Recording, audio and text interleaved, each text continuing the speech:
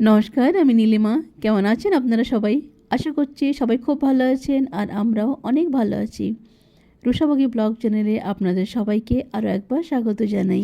শীতের এই রাতে ঠান্ডায় কাঁপতে কাঁপতে গরম গরম একটা ডালপুরি খাওয়ার মজাই কিন্তু অন্যরকম।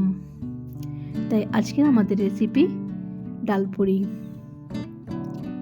শীতের এই রাতে গরম গরম মশলা পুরি খাওয়ার মজাই কিন্তু অন্যরকম। মশলা পুরি বলেন বা কচুরি বলেন বা নান পুরি বলেন, যাই বলেন, একদিকে ভাজা হবে আর অন্যদিকে খাওয়া হবে। চলুন, দারুণ না? চলুন আজকের আমাদের রেসিপি মশলা পুরি।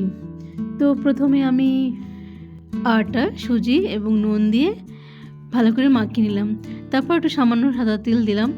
তেলটা না দিলেও চলে, কারণ তেলটা না সুজিকে অ্যাবজর্ব করে। তো আপনি যতই তেল দেন, এটা কিন্তু লুচি নয় যে জিনিসটা মসৃণ হবে বা তেল তেলে হবে। তো এটাকে কিন্তু মাখতে হবে অনেকক্ষণ। আমি প্রায় 10 থেকে 15 মিনিট ধরে মেখেছি, মানে পুরো একদমটা সফট টাইপের হয়ে গেছে। যেহেতু সুজি একটু সুন্দর করে না মাখলে না এবড়ো খেবড়ো টাইপের হবে। তো ওই জন্য ভালো করে মেখে নিয়ে একটুখানি তেল ব্রাশ করে ঢাকা দিয়ে রেখে দিয়েছি। চলুন, অন্যদিকে কিন্তু আমি আলু সেদ্ধ বসিয়ে দিয়েছিলাম। যতক্ষণ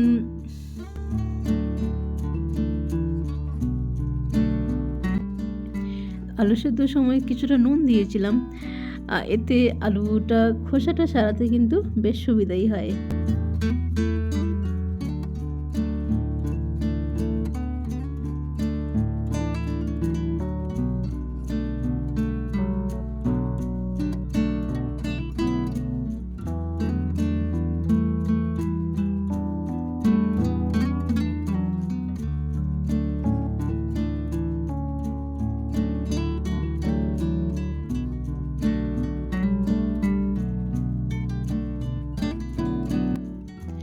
এই পুরিটা দুরকমভাবে করা যায়।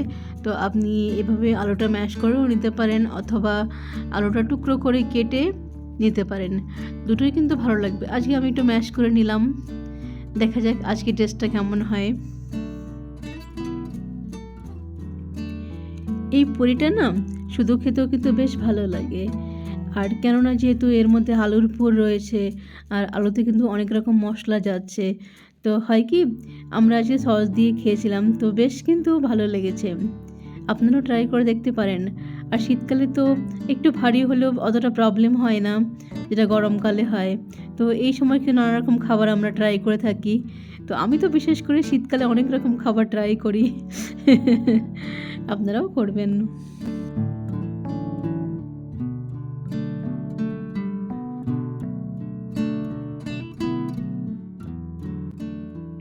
এই তো আমাদের হিডেন মশলাটা কিন্তু আমরা দিয়ে দিলাম।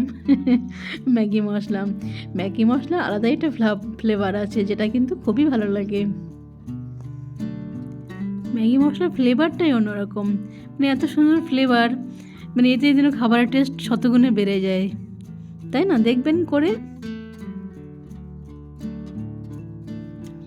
আমি এর মধ্যে দিয়ে দিলাম কুচনো পেঁয়াজ, দুরকম লঙ্কা, সবুজ লঙ্কা এবং লাল লঙ্কা দুটোই দিয়েছি। আর সেই সাথে দিয়েছি সামান্য নুন, সামান্য হলুদ, ম্যাগি মশলা। আর এখানে একটা বিশেষ মশলা আমি দিয়েছি, এটা আমি ঘরে মশলাটা বানিয়ে রাখি। এটার মধ্যে রয়েছে আপনার জিরে, ধনে, গরম মশলা। তো এরকম এই মশলাটা আমি বানিয়ে রেখেছি, এটাই কিছুটা দিয়ে দিলাম। আর লাস্টে দিলাম ধনেপাতা। ধনেপাতা দিয়ে এটি কিন্তু আর আমি জাল দেবো না, এটা বেশ নামিয়ে নেব।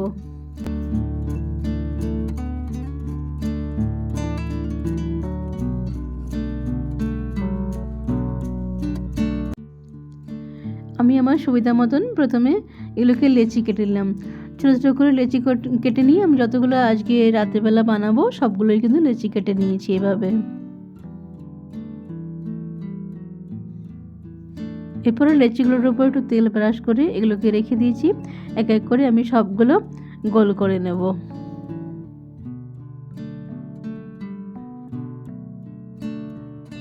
এই তো হয়ে গেল আমাদের গোল করা। চলুন এবারে এগুলোকে একটু বাটির সাইজে করে নিয়ে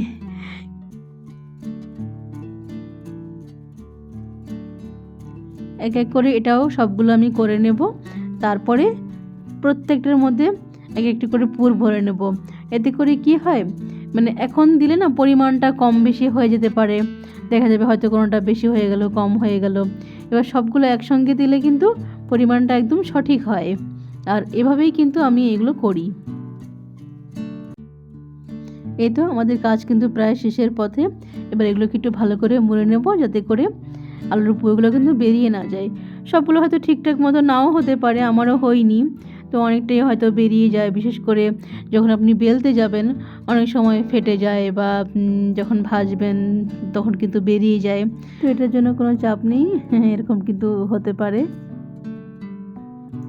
বেশ কিছুক্ষণ আমি একাই করেছি, তারপরে আমার মেয়ে চলে আসলো। ও এসেই বলছে, তো মা আমি করবো। বললাম ঠিক আছে, তোমারটা আমি আলাদা রেখেছি, তোমারটা তুমিই করো। ও কিন্তু সত্যি সত্যি ওরটা ওই করেছে, আর দেখতে কিন্তু খুবই সুন্দর হয়েছিল। এই তো আমার লুচিগুলো কিন্তু বেশ সুন্দর ফুলছে। এইভাবে মিডিয়াম ফ্লেমে এগুলোকে ভাজবেন। বেশি হাই হিট করলে কিন্তু এটা ভেতরটা কাঁচা থেকে যাবে, আবার বেশি লো ফ্লেমে ভাজলে একটু শক্ত হয়ে যেতে পারে, সে কারণে মিডিয়ামে ভাজবেন। তবে এগুলো কিন্তু আপনারা গরম গরম খেয়ে নেবেন, কারণ ঠান্ডা হয়ে গেলে কিন্তু একদমই ভালো লাগবে না। আমরা সসের সাথে খেয়েছিলাম, তো খুবই সুন্দর লেগেছে। আপনারাও অবশ্যই বাড়িতে ট্রাই করবেন, আর অবশ্যই আমাকে কমেন্ট করে জানাবেন যে খেতে কেমন হলো।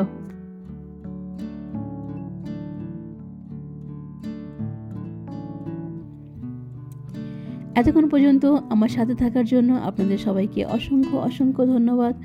ভিডিওটি যদি ভালো লেগে থাকে প্লিজ একটা লাইক এবং একটা সাবস্ক্রাইব করবেন। আপনাদের একটা লাইক আমাকে অনেক অনুপ্রেরণা দেয়, আর আপনাদের একটা সাবস্ক্রাইব আমাকে আরও এগিয়ে নিয়ে যেতে সাহায্য করে। ভিডিওটি দেখার জন্য অনেক ধন্যবাদ।